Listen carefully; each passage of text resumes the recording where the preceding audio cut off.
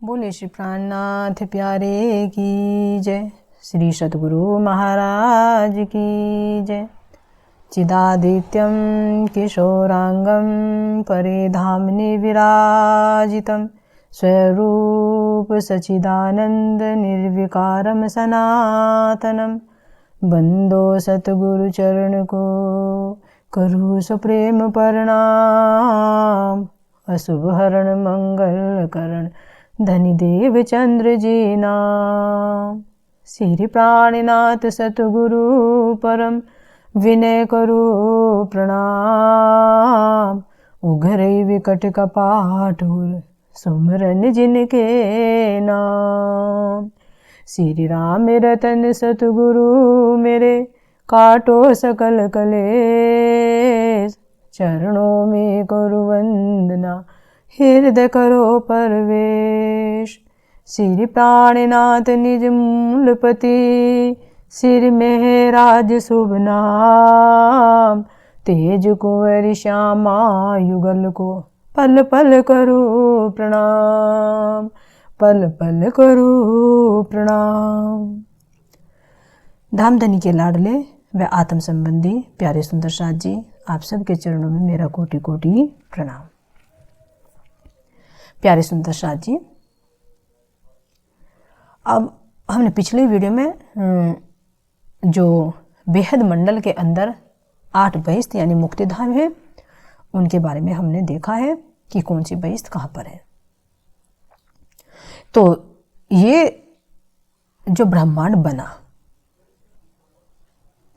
और जब महाप्रलय के समय इस ब्रह्मांड को लय कर दिया जाएगा तो सब जीवों को बेहद भूमि में यानी योग माया के ब्रह्मांड में अखंड मुक्ति प्रदान की जाएगी, जिनको कतेब की भाषा से बहिष्ठ कहा जाए।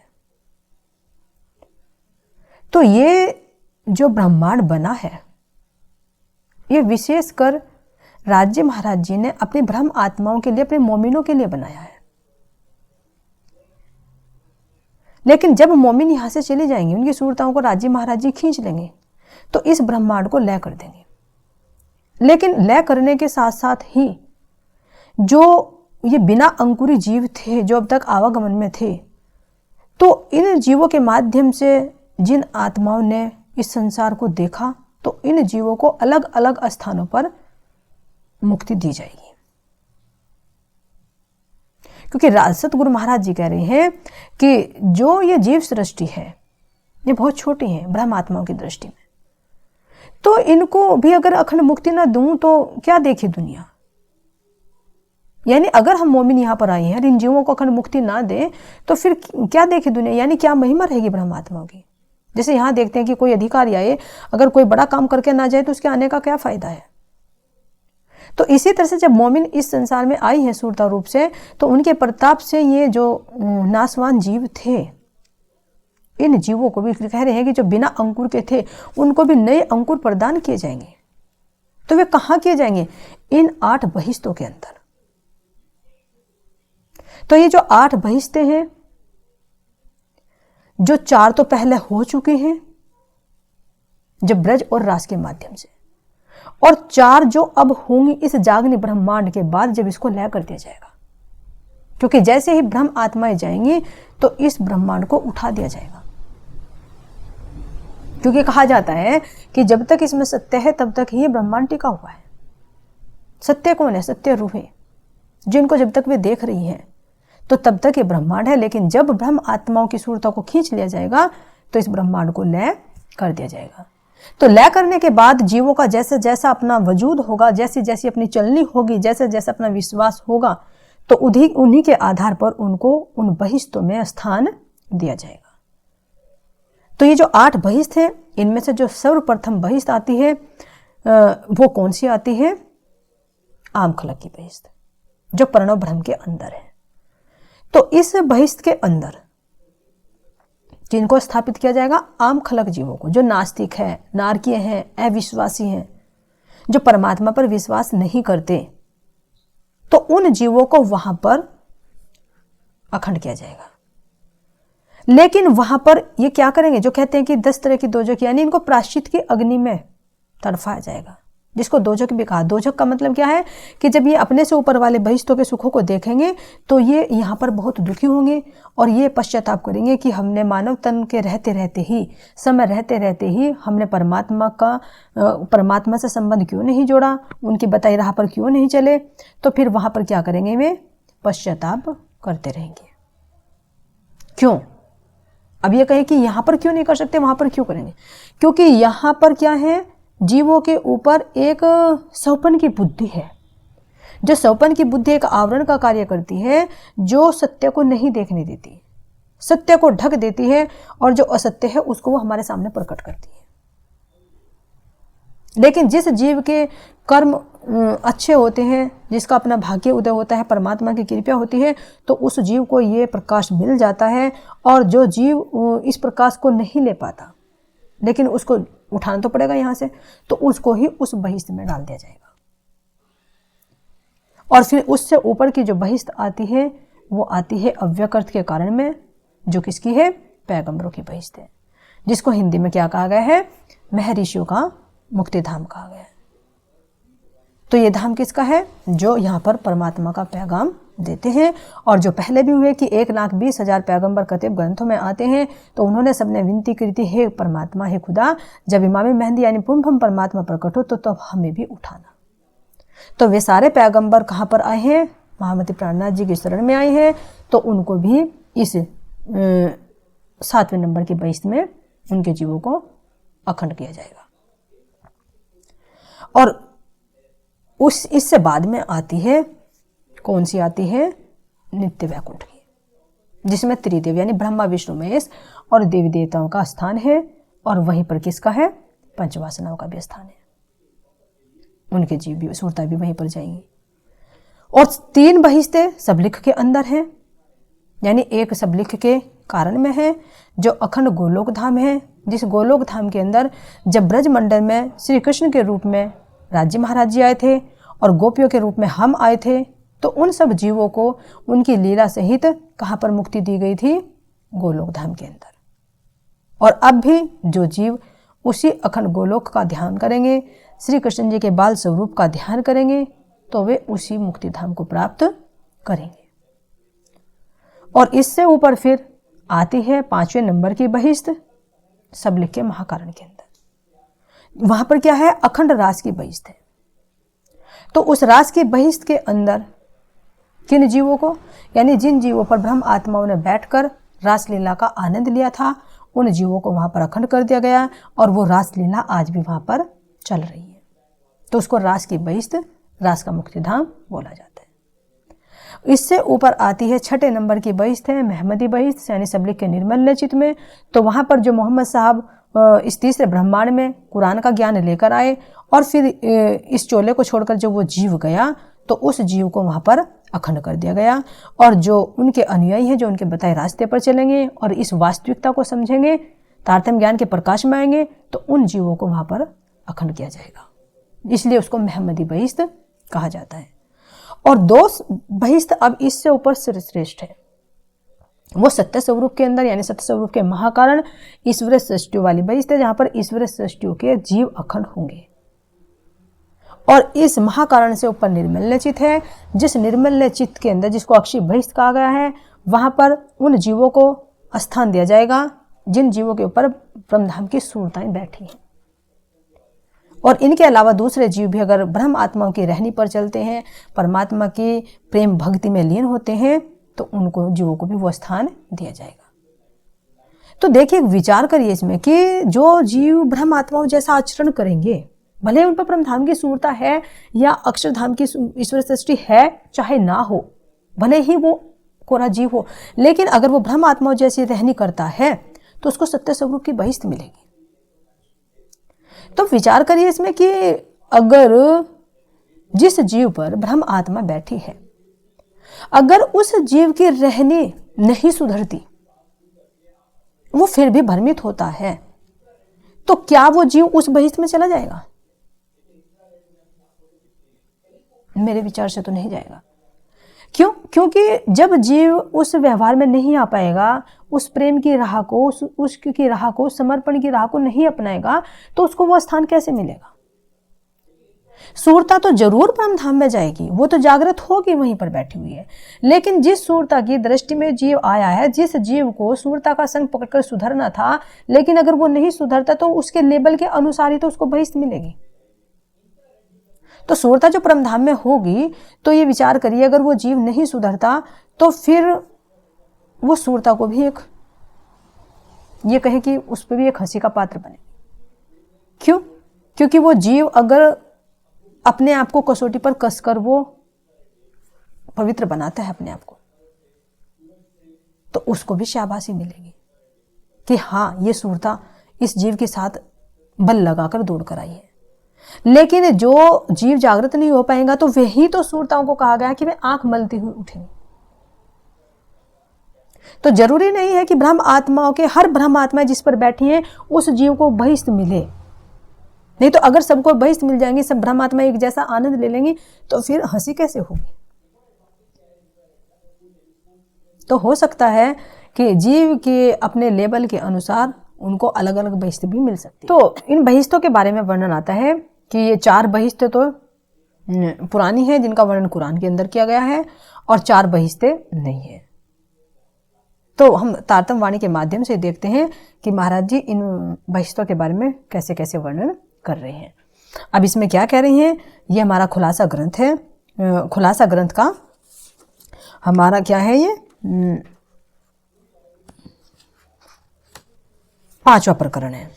तो 5वें प्रकरण में क्या कह रहे हैं, 9वीं चौपाई है कि रूहे फरिश्ते 2 गिरोह, 3 दो के 2 मकान, एक इश्क दूजी बंदगी, रहा लेसी अपनी पहचान। इसमें क्या कह रहे हैं कि रूहे फरिश्ते 2 गिरोह, यानी रूहे किसके लिए आई हैं? ब्रह्म सृष्टियों के लिए, और फरिश्ते ईश्वर सृष्टियों के लिए, कि इनके 2 अलग अलग मकान हैं, और ये उन 2 मकानों से इस संसार में आई है। और इनके जाने का मार्ग कौन सा है? एक इश्क दूजी बंदगी, यानी जो ब्रह्म आत्माएं हैं वो तो इश्क से जाएंगी, और जो ईश्वर सृष्टि है वे बंदगी से जाएंगी, उपासना से जाएंगी, और हकीकत का ज्ञान लेकर। रहा लेसी अपनी पहचान, यानी अपने स्वभाव के अनुसार ही वे अपनी रहनी को लेंगे, और रहने के साथ साथ में वे अपने धाम में वापस लौट जाएंगे। तो क्या कह रहे हैं, रूह उतरी रूहे फरिश्ते लाल में अपने रब के इजन, दे हुक्मे सबो सलामती आप पहुंचे फजरे वतन।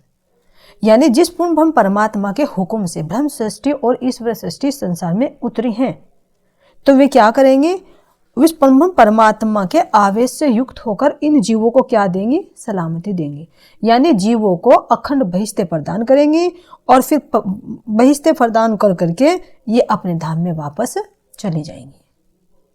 अब बहिष्ठों के बारे में बता रहे हैं कि भिष्ट हाल 4 कुरान में, कहिया 8 होशी आकर, ए भी सुनो तुम बेवरा, देखो मोमिन सहूर कर। तो महाराज जी कह रहे हैं, हे ब्रह्मात्माओं, हे मोमिनो, तुम सहूर कर देखो कि जो 4 भिष्ट का वर्णन कुरान के अंदर है, और ये कहा कि 4 आखिर में होगी, यानी आखिर में टोटल 8 हो जाएंगे। तो इन चारों का जो 4 पहली हैं, जिनको पुरानी कहा गया है, 4 नहीं है, इन सब का तुम विवरण सहूर करके, यानी जागृत बुद्धि से विचार मंथन करके सोचो। अच्छा, अब क्या कह रहे हैं, 3 भिष्ट हाल 4 का बेवरा, एक मलकुती भिष्ट, 2 भिष्ट अव्वल लैल में, चौथी मोहम्मद आयजित। कि 3 भिष्ट हाल 4 का बेवरा, उनमें से जो 4 भिष्ट हैं उनका ब्यौरा बता रहे हैं कि वे 4 भिष्ट पहली कौन कौन सी है। एक मलकुती भिष्ट, मलकुती यानी बैकुंठ की बहिष्ठ है, जो अव्यकृत के महाकारण के अंदर मौजूद है। और 2 भिष्ट अव्वल लैल में, यानी 2 भिष्ट कब बनी? अव्वल लैल में, यानी ब्रज और रास के समय में, जो सबलिक के कारण और महाकारण के अंदर है। चौथी मोहम्मद आयजित, यानी जहां पर मोहम्मद साहब का जीव मौजूद है, जो सबलिख के निर्मल चित्त के अंदर है, जिसको मोहम्मदी बहिष्ठ कही गई है। तो ये 4 बहिष्ठ कुरान में पहली है, यानी 3 सबलिख के अंदर और 1 अव्यकृत के महाकारण के अंदर। आखिर भिष्टों का बेवरा, जो नैया होशी 4, जो होशी बखत कयामत के, तिनका कहूं निर्वार। तो महाराज जी क्या कह रहे हैं कि आखिर भिष्ट का बेवरा, यानी जो अब कयामत के समय में इस तीसरे ब्रह्मांड में जो नई बहिष्ठ बनेगी, महाराज जी कह रहे हैं कि नई जो बहिष्ठ होंगी उनका मैं ब्यौरा कह रहा हूं, जो कयामत के समय बनेगी। अब उनमें से कौन कौन सी 4 बहिश्तें हैं? बिस्त अव्वल रूहो अक्ष, ये जो होशी बिस्त नहीं। सबसे पहले कौन सी बिस्त कह रही हैं? भिस्त अव्वल रूहो अक्ष, यानी जो रूहों के अक्षी, जिसको अक्षी बहिस्त कहा गया है, जहां पर ब्रह्म आत्माओं के तनों को ब्रह्म आत्माओं जैसा ही स्वरूप दिया जाएगा सत्य स्वरूप के निर्मल चित्त के अंदर। जो पहली अव्वल की बहिस्त है, सर्वश्रेष्ठ बहिस्त है, जिसमें जो धनी देवचंद जी महाराज जी हैं और जो महामती श्री प्राणनाथ जी हैं, इनको श्यामा जी और राज्य का स्वरूप दिया जाएगा, और जो जीव है इन जीवों को ब्रह्म आत्माओं जैसा रूप दिया जाएगा। तो वहां पर वे परमधाम जैसी लीला का ही अनुभव करेंगे। सर्वश्रेष्ठ सुख उस बहिस्त के हैं। सही मायने में जो महाराज जी कह रहे हैं कि इस ब्रज रास से भी श्रेष्ठ हैं। भले ही रास के ब्रज के बहिस्त के सुख अखंड है, अपने में पूर्णात्पूर्ण है, लेकिन ये सुख कैसे है? ये सोपन अवस्था के सुख है। और ये जो 2 बहिस्त ऊपर की है, महाकारण की और निर्मल चित्त की, ये जागृति की बहिस्त है। तो ब्रज और रास के बहिस्त भी अपने में पूर्णात्पूर्ण है, लेकिन अगर ऊपर की दृष्टि से देखते हैं तो ऊपर की दृष्टि से ब्रज और रास की बहिस्त में कम आनंद है, उससे ज्यादा आनंद किसमें है? ऊपर की बहिस्त के अंदर है। तो दोनों की तुलना करके देखते हैं तो ये पहले नंबर की बहिस्त है, इसमें सर्वाधिक आनंद है। भिस्त होशी दूजी फरिश्तो जो गिरो जबरूत से कही। अब ये क्या कह रहे हैं कि दूसरी भिस्त जो सत्य स्वरूप के महाकारण में है, ये ब्रह्म सृष्टियों के जीवों की बहिस्त है। किन जीवों के हैं ये? जिन जीवों पर ईश्वर सृष्टि ने बैठकर इस जगत नाटक को देखा है। तो ये क्या है? ये भी प्रतिबिंब रूप है, यानी इन जीवों को भी ब्रह्म आत्माओं जैसा प्रतिबिंब रूप मिलेगा, क्योंकि ईश्वर सृष्टि भी ब्रह्म आत्माओं का प्रतिबिंब रूप है। तो अब ये क्या कह रहे हैं महाराज जी इसमें कि उस बहिस्त के अंदर देखो, महाराज जी वहां की शोभा का वर्णन कर रहे हैं कि जो सत्य स्वरूप में ब्रह्म आत्माओं के प्रतिबिंब पूजे जाएंगे। तो महाराज जी क्या कह रहे हैं? आगे हुई ना होशी कभू, हमें धनिये ऐसी शोभा दी, सब पूजे प्रतिबिंब हमारे, सो भी अखंड में ऐसी भई। कि धनी ने हमें कैसी शोभा दी कि अखंड भूमि में हमारे जीवों को भी पूजनीय बना दिया जाएगा। वहां पर पूर्ण परमात्मा की तरह उनके आवेश के स्वरूप को पूजा जाएगा। तो ऐसी शोभा हमें दी जो अखंड में दी गई है, क्योंकि जो कभी बनने मिटेगी ही नहीं, अखंड रहेगी। तो ऐसी शोभा कभी ना किसी को मिली और ना आगे मिलेगी। मेरे गुण अंग सब खड़े होसी अर्चासी आकार, यानी इंद्रावती जी कह रही हैं कि मेरे जो आकार, मेरे जीव के जो गुण अंग इंद्रिय हैं, उन सबको वहां पर पूजा जाएगा, एक अखंड आकार दिया जाएगा, और ऐसे ही सब जीवों को वहां पर वो सुख प्रदान किए जाएंगे। तो ये सत्य स्वरूप की बहिष्ठ का वर्णन महाराज जी ने किया है। अब इससे आगे क्या कह रहे हैं 15वीं चौपाई में? पैगंबरो भिस्त तीसरी जिनो दिए हक पैगाम,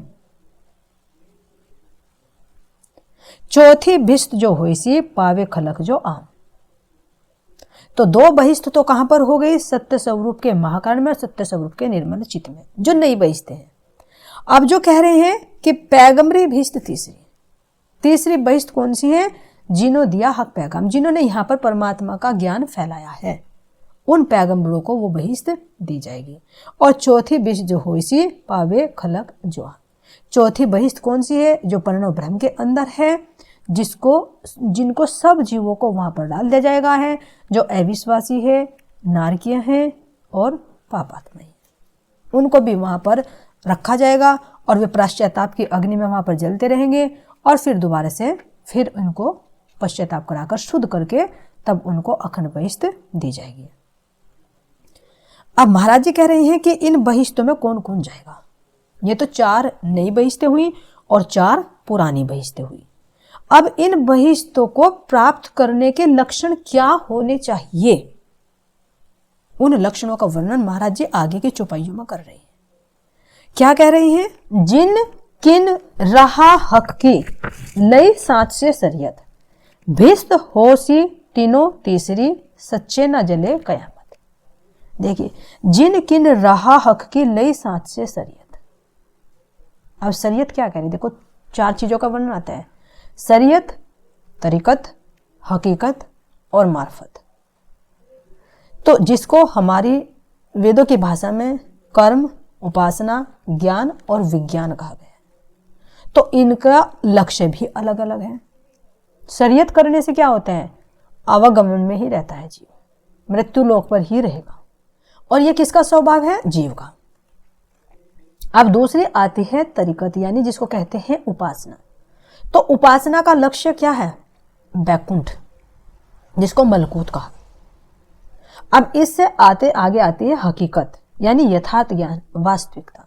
उसका लक्ष्य क्या है, जबरूद, जिसे अक्षरधाम कहा है।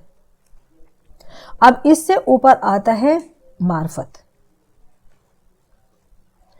यानी मार्फत में क्या है, मार्फत का लक्ष्य क्या है, जिसको विज्ञान कहा। तो इसका लक्ष्य क्या है, पूर्ण परमात्मा। उस मार्फत की स्थिति से परमात्मा को पाया जा सकता है। तो ये चार अलग अलग हैं, चार अलग अलग लोक हैं इनकी प्राप्ति के लिए। तो जो तीन इनमें से आती हैं, इनका स्वभाव बता रहे हैं कि जो जीव सृष्टि है वो क्या करती है, शरीयत पकड़ती है, कर्मकांड पकड़ती है। और जो ईश्वर सृष्टि है वो तरीकत पकड़ती है, और तरीकत के साथ में हकीकत आता है। और जो ब्रह्म सृष्टियां होती है वे हकीकत के साथ साथ में इश्क की बंदगी करती है, इश्क को लेती है। तो जो जीव है जो कर्मकांड करता है, तो उसको बता रहे हैं कि उसका कर्मकांड के प्रति कैसा भाव है, उस भाव के अनुसार उसको वो बहिष्ठ मिलेगी। तो इसमें सबसे पहले क्या कह रहे हैं, शरीयत। जिन किन रहा हक की लई साथ से शरीयत, भिस्त हो सी तीनों तीसरी, सच्चे ना जले कयामत। तो जो जीव तारतम्य ज्ञान को ग्रहण करके और एक श्रद्धा विश्वास से पूर्ण समर्पण से जो चलेगा, भले ही वो शरीयत की राह को पाल रहा है, लेकिन हृदय में एक सच्चाई है, वो एक पूर्ण परमात्मा के अलावा कहीं और उसे उम्मीद नहीं है, वो किसी और से कोई चाहना भी नहीं करता। सच्चे दिल से भाव से पूरित होकर अगर वो जीव कर्मकांड भी करता है तो उसको कौन सी बहिष्ठ मिलेगी, पैगंबरी बहिष्ठ, यानी 7वें नंबर की बहिष्ठ। भिस्त हो सी तीनों तीसरी, सच्चे न जले कयामत।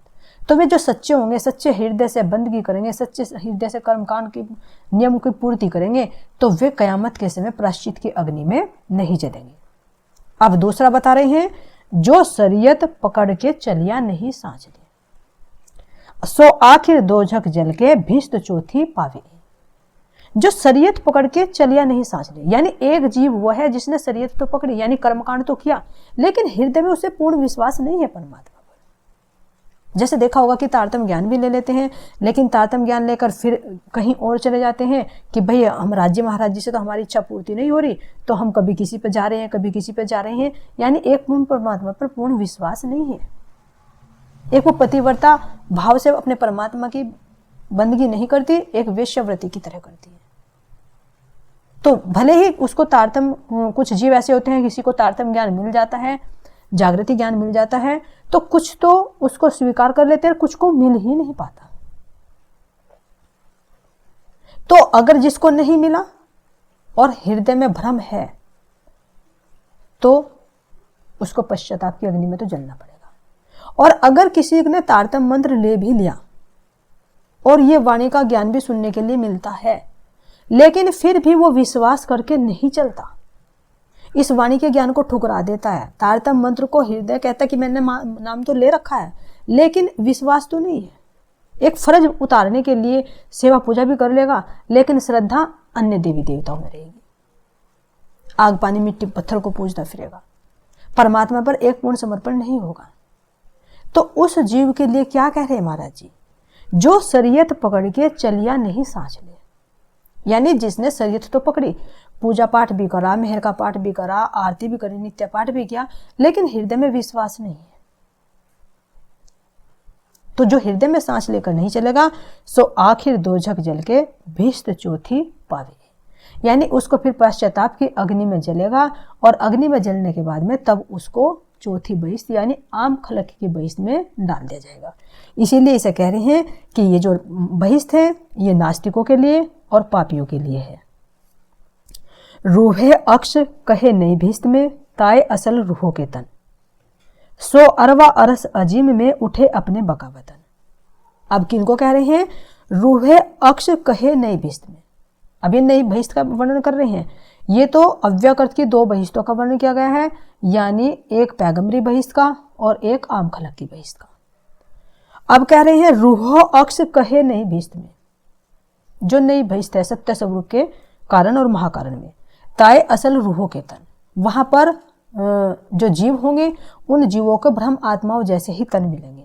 सो अरवा अजीम में उठे अपने बकावतन, तो जो सूरता है वो तो अपने परमधाम में मूल मिला में जागृत हो जाएंगी, और जो जीव है उन जीवों को ब्रह्म आत्माओं जैसा ही स्वरूप मिलेगा, और वहां पर परमधाम जैसी लीला का ही आनंद उनको प्राप्त होता रहेगा।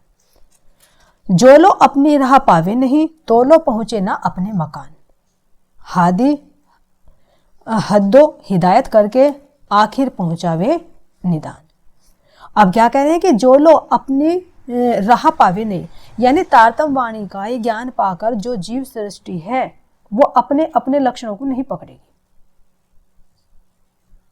तो लोग पहुंचे ना अपने मकान, वो अपने मकान नहीं पहुंच सकती है ना।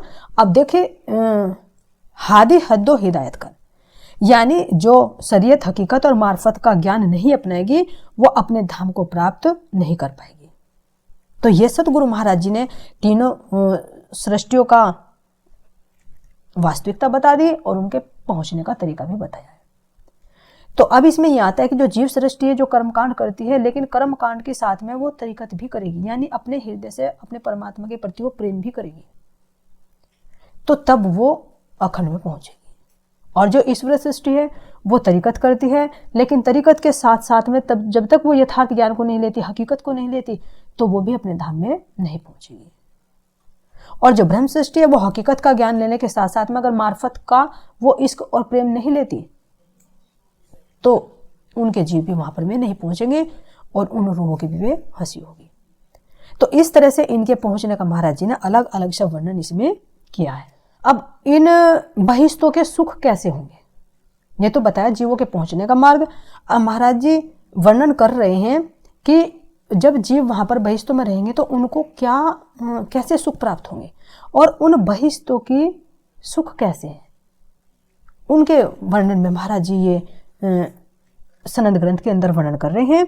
क्या कह रहे हैं, क्यों बरनो सुख भिष्ट के हो बैठे नूरी नेचल, रहमत इन रहमान की रच दियो और मंडल। तो महाराज जी कह रहे हैं कि मैं इन बहिष्ठों का, इन मुक्ति धामों का वर्णन मैं कैसे करूं, इन जुबान से कैसे करूं, क्योंकि वे भी तो क्या है, शब्दातीत हैं, शब्दों से परे हैं। हो बैठे नूरी नेचल, जिनमें जीव अपने नूरमयी तनों से विराजमान होंगे, ऐसे दिव्य धामों का वर्णन मैं कैसे करूं। रहमत इन रहमान की रच दिया और मंडल। और ये क्या कह रहे हैं कि ये तो राज्य महाराज जी, सतगुरु महाराज जी की विशेष कृपा है कि इन मिटने वाले जीवों के लिए भी ऐसे दिव्य धाम बनाए।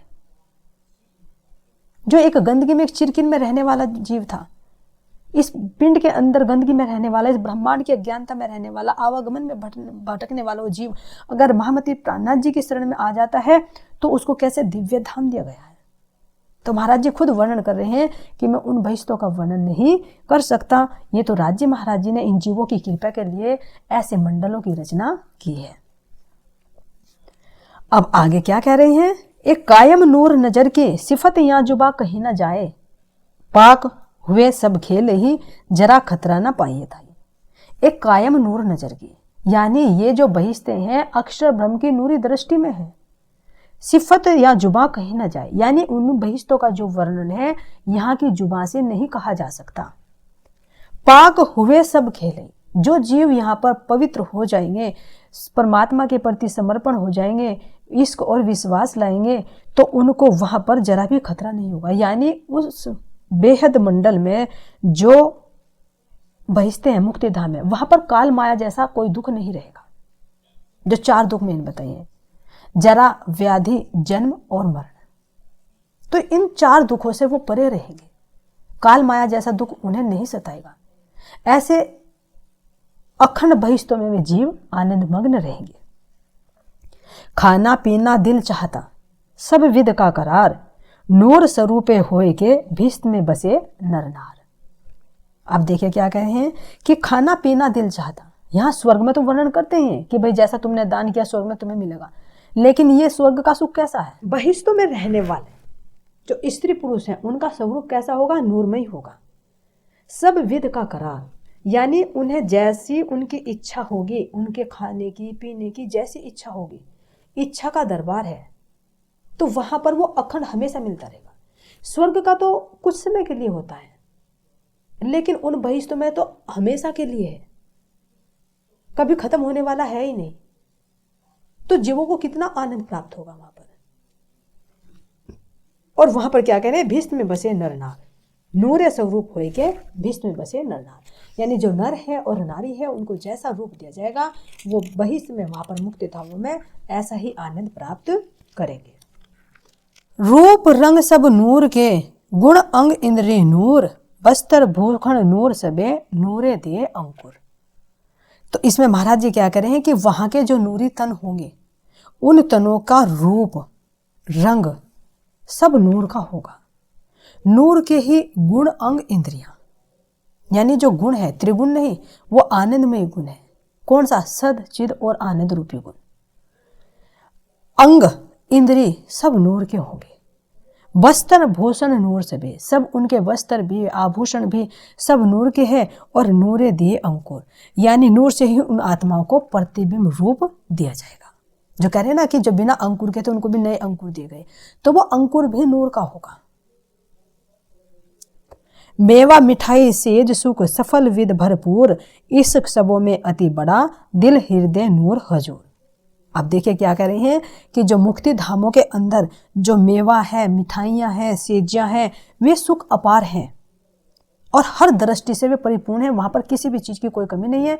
जिस तरह से वहां के गुण अंग इंद्रियों में कोई ये यहाँ बनने मिटने वाला दुख नहीं होगा, कोई बुढ़ापे का, मरण का, जन्म का, दुख का, ये कोई ऐसी पीड़ा नहीं होगी।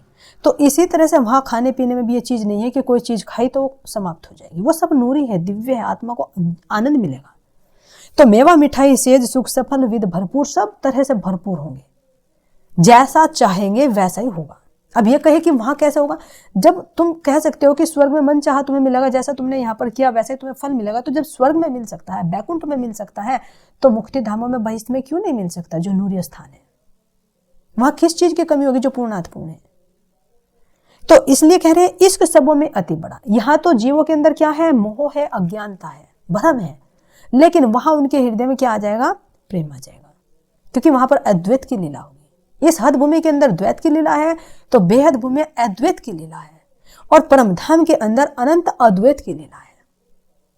तो इसलिए क्या कह रहे हैं? इश्क सबों में अति बड़ा, दिल हृदय नूर जहूर।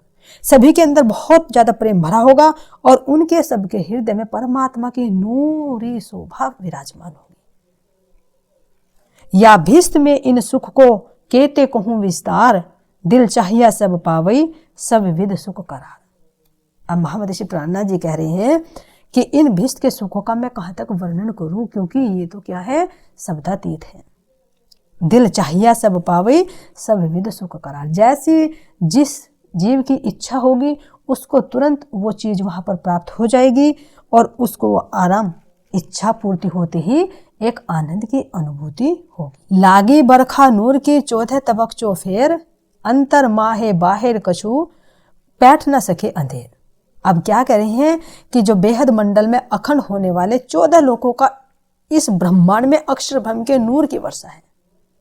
बेहद मंडल में अखंड होने वाले 14 लोक के इस ब्रह्मांड में जो ये 14 लोक है, ब्रह्म अक्षर ब्रह्म के इसमें अखंड होगा, तो उसमें अक्षर ब्रह्म के नूर की वर्षा होगी। इस प्रकार वहां किसी के भी हृदय में या बाहर लीला रूप में किसी भी वस्तु में माया का कोई विचार, कोई विकार प्रवेश ही नहीं कर पाएगा, क्योंकि काल माया हट जाएगी और योग माया वहां पर आ जाएगी। अब आगे महाराज जी क्या कह रहे हैं कि इस संसार में देखो, इस संसार में ये परमात्मा का ज्ञान आ चुका है, तो अब हमारे ऊपर निर्भर करता है कि हम किस चीज को पकड़े। हमें ये तारतम्य ज्ञान पर विश्वास करके महामती प्राणनाथ जी की शरण में आकर हमें उन बहिष्ठों का सुख लेना है, या फिर हमें आवागमन में ही पड़ा रहना है। हमें कौन सी बहिष्ठ लेनी है, उसके सामर्थ्य के अनुसार हमें अपने आप को तो कसना पड़ेगा, जीव को कसौटियों पर तो कसना पड़ेगा। जिस तरह से यहाँ पर अगर जिस लेवल की नौकरी चाहिए उस लेवल तक की एबिलिटी तो अपने अंदर लानी पड़ती है ना। तो इसी तरह से उन बहिष्ठों का सुख प्राप्त करने के लिए जीव को अपनी कसौटी पर तो खड़ा करना पड़ेगा, अपने आप को तपाना पड़ेगा, अपना वजूद बनाना पड़ेगा, और फिर उनके वजूद के आधार पर ही इन जीवों को बहिष्ठों का सुख प्रदान किया जाएगा। तो अब इसलिए यहाँ कह रहे हैं कि जिसकी जैसी इच्छा होगी उसको वहां पर वो स्थान दिया जाएगा, और इच्छा के अनुसार उसकी साथ साथ में उसकी अपनी कसनी भी होगी। तो इसलिए आखिर की चौपाई महाराज जी क्या कह रहे हैं कि मात हुई मात चाहते बुध बाबा आलम, मन चाहिया सबको दिया अरस रूहों के खशम। कि अब संसार में जो महापुरुष हैं जिन्होंने जो जैसा चाहा, कह रहे ना पिछली चौपाई में कह रहे हैं कि शून्य चाहे तीन शून्य दई, भीस्त चाहे तीन भीस्त, नूर चाहिया तुन नूर दिया, यो पाई अपनी किस्त। कि जिसने जो चाहा, शून्य निराकार की उपासना करेंगे, इस तारतम्य ज्ञान को भले ही ले ले, लेकिन फिर भी अगर शून्य निराकार की कर रहे हैं तो वे किस में जाएंगे? शून्य में जाएंगे। शून्य चाहे तीन शून्य दई, और भीस्त चाहे तीन भीस्त। अगर कोई भीस्त का लेवल प्राप्त करना चाहेगा तो वो भीस्तों में प्राप्त हो जाएगा। नूर चाहिए तीन नूर दिया, और जो क्या कह रहे हैं अक्षर ब्रह्म की चाहत करेगा ईश्वर सृष्टि की, तो वो कहां पर जाएगा? सत्य स्वरूप के धाम में जाएगा, और यो पाई अपनी किस्त। इस तरह से हर कोई अपनी अपनी करनी के अनुसार इन बहिष्ठों का सुख प्राप्त कर सकता है। और कह रहे हैं मात हुई मात चाहते बुध बाबा आलम, मन चाहिए सबको दिया अरस रूहों के खशम। कि जो इस संसार में बुध बाबा आलम है, बड़े से बड़े जो ज्ञानी हैं, और जो बड़े बड़े ज्ञानी हुए और उन्होंने देखा कि हमने माया से युद्ध करना चाहा लेकिन फिर भी माया से हार गए, तो अगर वे पूर्ण ब्रह्म परमात्मा की शरण में आते हैं तो उनको वहां पर अखंड बहिष्ठ प्रदान की जाएगी, उनको मनचाहा सुख वहां पर प्रदान किया जाएगा। किसके द्वारा? अरस रूहों के खसम। यानी जो पूर्ण ब्रह्म परमात्मा ब्रह्म सृष्टियों के प्रियतम परमात्मा धामधनी अक्षरातीत है, उनकी बरकत से ही इन जीवों को इन बहिष्ठों के अखंड सुख प्रदान किए जाएंगे। तो अब इन सब का निष्कर्ष यही निकलता है कि हमें अपने स्तुत गुरु महामति श्री प्राणनाथ जी जो निष्कलंक बुद्ध अवतार हैं, जो सबके साहिब हैं, सबके परमात्मा एक हैं, चाहे हिंदू, चाहे मुस्लिम, चाहे सिख, चाहे ईसाई, कोई से भी चाहे संप्रदाय में हो, किसी भी धर्म का अनुयायी हो, सबका एक ही मालिक है। पूर्ण ब्रह्म परमात्मा तो एक है, दूजा कहा है कोई।